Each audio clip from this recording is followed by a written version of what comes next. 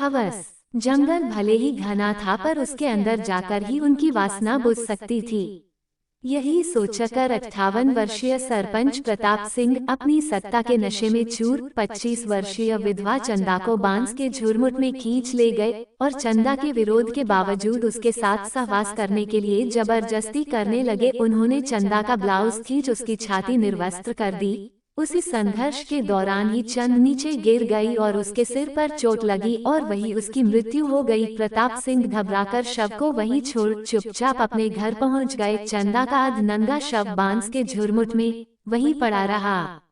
सावन का महीना चल रहा था। गांव के खेतों में बाजरा की फसल लहलहा रही थी। बरसात के कारण तालाब भर गए थे और पगडंडियों पर हरियाली फैल गई थी। शाम के समय सूरज ढलने के बाद गांव के बाहरी भाग में स्थित बांस के झुरमुट की ओर से एक छाया आकृति तेज कदमों से लौट रही थी। हवा में उमस थी और रह रहकर बिजली चमक रही थी।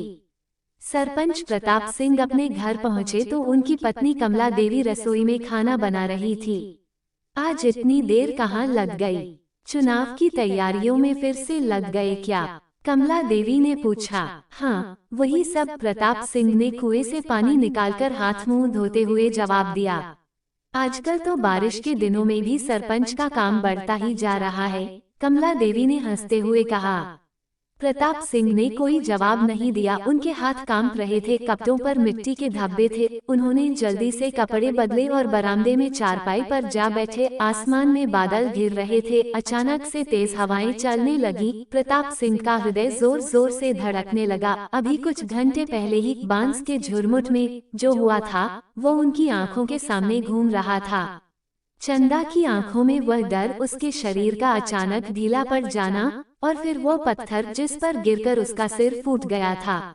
प्रताप सिंह ने तत्काल वहां से भागने का निर्णय लिया था। कौन जानता है कि वो वहां थे? किसने उन्हें देखा था? कोई नहीं। उन्हें यकीन था अंधेरा होने के कारण और उमस भरे मौसम में गांव के लोग घरों में ही थे। खाना लगा दूं? कमला देवी ने पूछा। नहीं, मेरी भूख नहीं है, प्रताप सिंह ने झिझकते हुए कहा। अरे, भूख नहीं है? तबीयत तो ठीक है ना? आप इतने परेशान क्यों लग रहे हैं? कमला देवी ने चिंतित होकर पूछा। कुछ नहीं, बस थक गया हूँ। कल सुबह जिले से अधिकारी आ रहे हैं, उनके लिए कई फाइलें तैयार करनी हैं, प्रताप सिंह ने बहाना बनाया। रात गहरी होती गई। प्रताप सिंह की आंखों में नींद नहीं थी। कमला देवी गहरी नींद में सो रही थी। अचानक से तेज बारिश शुरू हो गई। बारिश की बूंदें मिट्टी की छत से टपकने लगी। प्रताप सिंह के जेहन में एक विचार कौंधा, बारिश। अगर तेज बारिश हुई तो क्या सुबह तक सारे सबूत मिट नहीं जाएंगे? झुरमुट के बगल से बहने वाला नाला भी उफान पर आ जाएगा। ये सोचकर उनके मुंह पर हल्की सी मुस्कान आई। तेज बारिश और उफनता पानी, प्रकृति स्वयं उनकी सहायता कर रही थी, लेकिन मन में एक अजीब सी बेचैनी भी थी। चंदा, उसका वह भयभीत चेहरा, उसकी आखिरी चीख। प्रताप सिंह के शरीर में कपकपी छू गई। अगर सुबह तक शव ढूंढ लिया गया तो? सुबह के 4 बज चुके थे और बारिश थम गई थी। गांव की ओर से आवाजें आने लगी। अचानक किसी के चिल्लाने की आवाज सुनाई दी। प्रताप सिंह हड़बड़ाकर उठ बैठे। क्या किसी ने चंदा के शव को पा लिया है? आवाज तेज होती गई। कई लोगों की आवाजें एक साथ आने लगी। प्रताप सिंह ने जल्दी से कपड़े पहने और बाहर निकल आए। सूरज निकलने को था और दूर से गांव के कई लोग बांस के झुरमुट की ओर दौड़ते दिखाई दे रहे थे। लाल सिंह, जो गांव का किसान था, चिल्ला रहा था, कोई तो आओ, कोई तो देखो, चंदा की लाश मिली है। प्रताप सिंह के पैरों तले से जमीन खिसक गई। उन्होंने गहरी सांस ली और सामान्य दिखने का प्रयास करते हुए दौड़कर भीड़ में शामिल हो गए। उन्हें पता था अब खेल शुरू होगा। गांव का सरपंच होने के नाते उन्हें ही पुलिस और अधिकारियों से बात करनी होगी और वे जानते थे सबसे अच्छा बचाव आक्रमण होता है। चंदा का शव तालाब के किनारे बांस के झुरमुट के पास पड़ा था। रात की बारिश ने उसे थोड़ा दूर तक बहा दिया था। सिर पर गहरी चोट थी, छाती पर कोई कपा नहीं था। झुरमुट के करीब पत्थर पर खून के निशान थे। यह क्या हो गया? सरपंच जी, आपको तुरंत पुलिस को बुलाना होगा, शिवराम, गांव के बुजुर्ग आदमी ने कहा। प्रताप सिंह ने गंभीर मुद्रा में सिर हिलाया। हाँ, मैं अभी फोन करता हूँ, इस हत्यारे को बख्शा नहीं जाएगा। वे जानते थे खेल अभी शुरू ही हुआ है, जिसने गुनाह किया होता है वही सबसे पहले उसे छिपाने की साजिश रचता है। सुबह का सूरज तेज हो चुका था। गांव में चंदा की मौत की खबर जंगल की आग की तरह फैल गई थी। प्रताप सिंह ने पुलिस को फोन करके बुला लिया था। उनके मन में अजीब सा द्वंद्व चल रहा था, एक तरफ अपराध छिपाने की चाह, दूसरी तरफ सरपंच होने के नाते अपनी जिम्मेदारी निभाने का दबाव। गांव के लोग बांस के झुरमुट के आसपास इकट्ठा हो गए थे। किसी ने ऐसा घिनौना अपराध कैसे कर दिया? गांव के बुजुर्ग रामलाल ने कहा, कितनी अच्छी औरत थी बेचारी।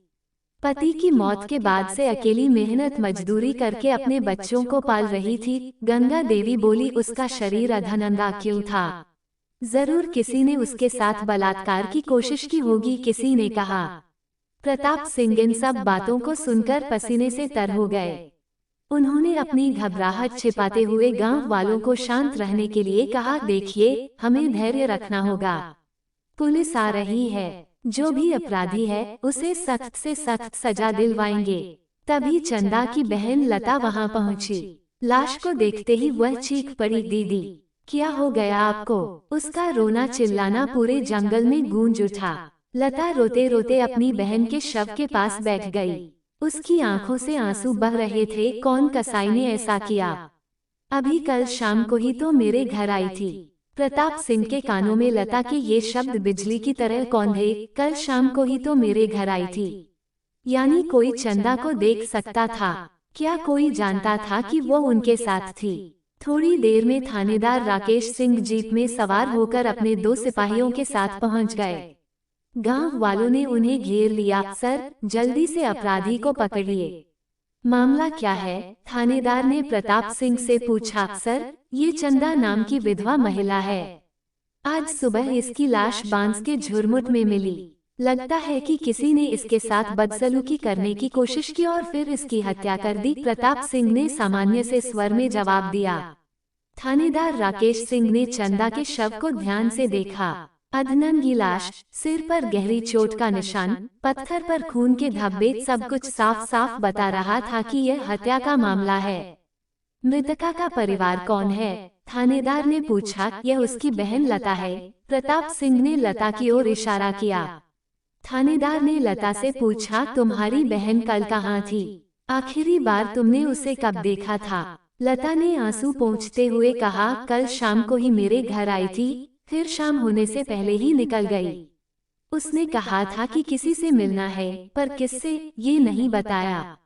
प्रताप सिंह के हाथ पैर फूलने लगे। उन्होंने जल्दी से बात बदलते हुए कहा, सर, हो सकता है गांव का ही कोई हो, या फिर बाहर से आया कोई आवारा। थानेदार ने प्रताप सिंह को ध्यान से देखा। सरपंच जी, गांव में कोई ऐसा व्यक्ति है जिस पर आपको शक हो? नहीं सर, हमारे गांव के सभी लोग शरीफ हैं, प्रताप सिंह ने जवाब दिया। थानेदार ने फोटोग्राफर को बुलाकर घटनास्थल की तस्वीरें ली और मृतका के शव को पोस्टमार्टम के लिए भेजने का आदेश दिया। उन्होंने एफआईआर दर्ज करने के लिए सभी आवश्यक जानकारी इकट्ठा की। मैं सरपंच जी और लता से थाने आकर बयान देने को कहूँगा। और हाँ सरपंच जी, कृपया गांव के लोगों की सूची तैयार रखें जिनसे हम पूछताछ कर सके, थानेदार ने कहा। प्रताप सिंह ने सिर हिलाकर हामी भर दी, लेकिन उनका मन विचलित हो रहा था। क्या उन्हें कोई देख गया था? कहीं लता को कुछ पता तो नहीं? थानेदार जब जा रहे थे तो प्रताप सिंह से बोले, सरपंच जी आप भी आइए थाने, आपके बिना काम आगे नहीं बढ़ेगा। प्रताप सिंह जीप में बैठ गए। उनके मन में सैकड़ों विचार कौंध रहे थे। थाने में क्या क्या पूछा जाएगा? क्या वे अपने आप को बचा पाएंगे? क्या कोई गवाह है जो उन्हें चंदा के साथ देख गया हो?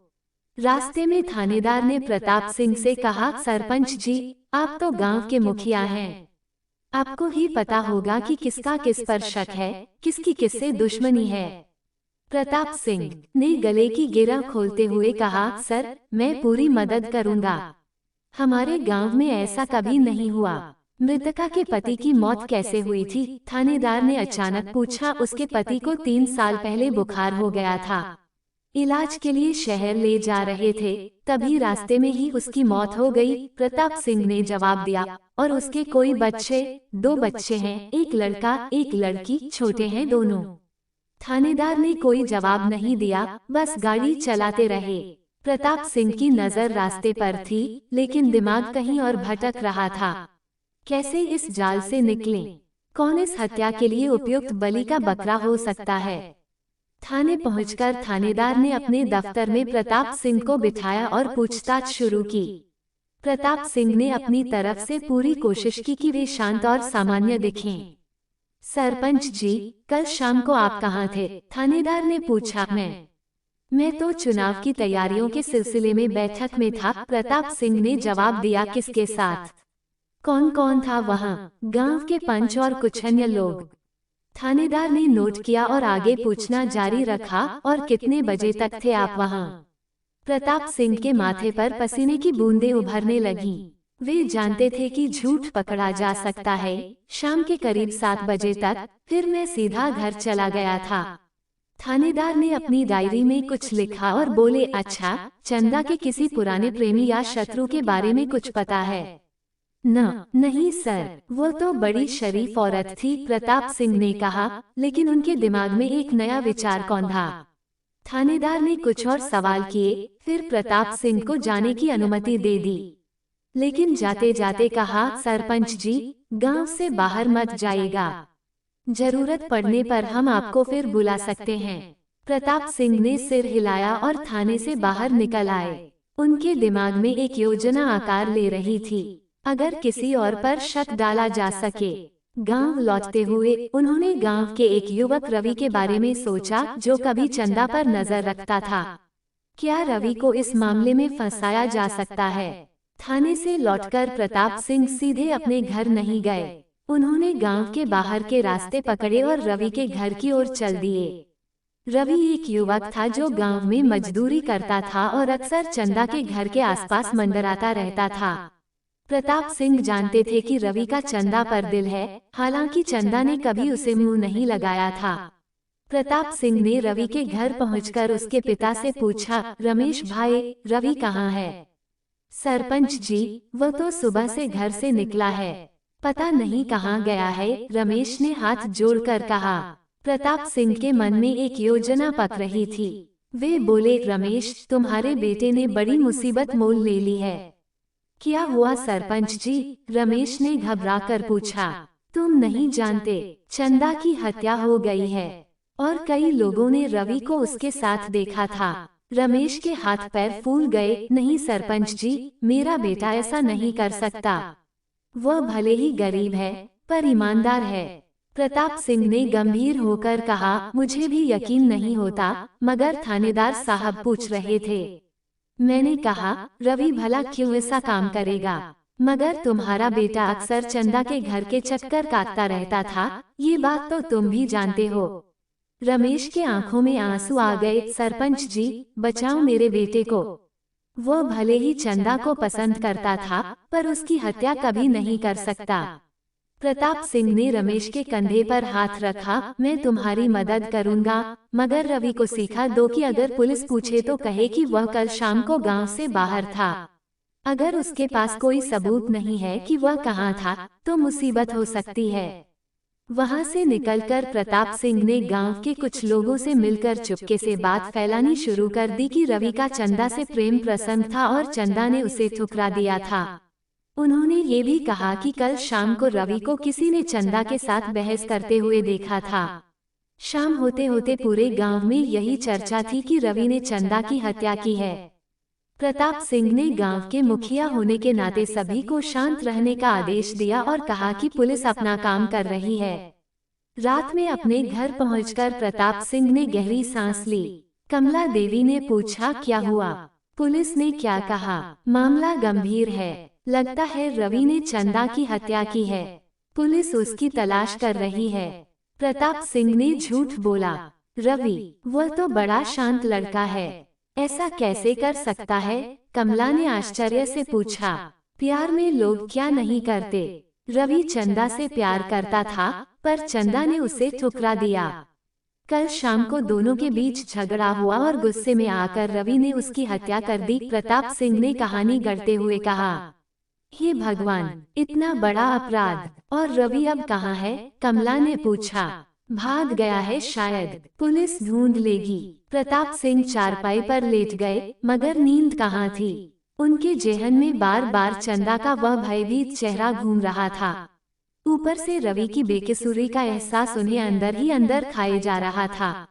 मगर क्या कर सकते थे? अपने बचाव के लिए किसी न किसी को तो बलि का बकरा बनाना ही था। अगले दिन सुबह थानेदार राकेश सिंह फिर गांव आए। उन्होंने प्रताप सिंह को बुलाया और पूछा, सरपंच जी, गांव में कुछ पता चला? प्रताप सिंह ने धीरे से कहा, हाँ साहब, कई लोगों ने बताया है कि रवि का चंदा से प्रेम प्रसंग था और कल शाम को उन्हें झगड़ते हुए भी देखा गया था। तो रवि कहाँ है अब? थानेदार ने पूछा। पता नहीं साहब, कल से गायब है, शायद भाग गया हो। थानेदार ने अपने सिपाहियों को रवि की तलाश का आदेश दिया। उसके घर की तलाशी ली गई, जहां से एक कमीज मिली जिसके एक हिस्से पर खून के धब्बे थे। प्रताप सिंह खुद नहीं जानते थे कि वो कमीज वहां कैसे आई, मगर यह उनके लिए वरदान साबित हुई।